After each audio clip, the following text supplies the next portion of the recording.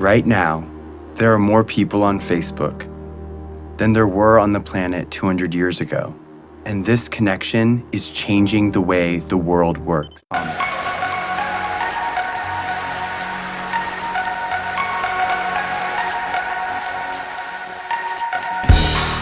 We are no longer just involved with social networks, we are the social networks. And in these networks, change is constant, vigorous, and in large sense unstable. As Howard Rheingold stated, it is our second nature to tweet, like, friend, and update our status. This isn't changing the way the world works. It has become the way the world works.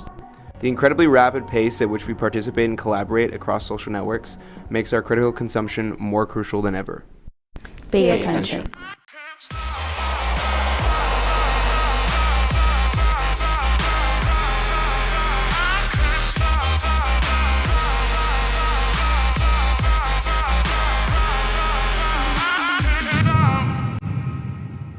About a month ago, a video created by the Invisible Children Foundation found its way online.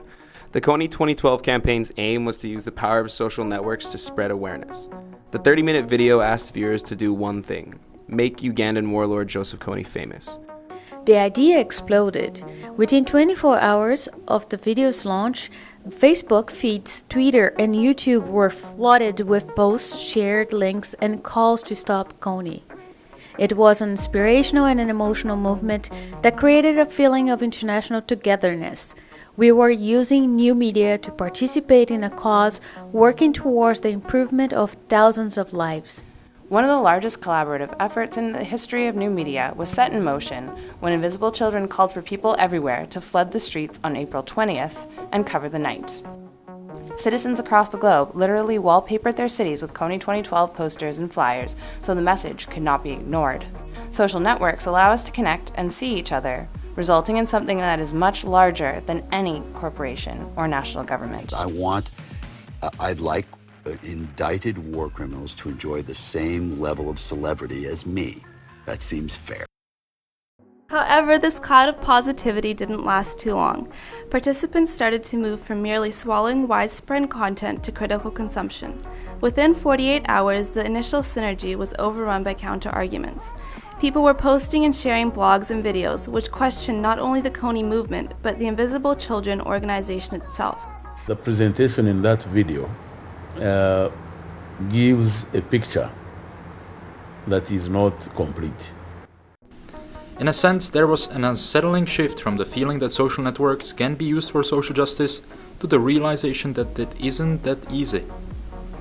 Eventually, the craze of the Kony movement sizzled out, especially after the founder of the movement, Jason Russell, was arrested after allegedly masturbating in public and having a naked meltdown.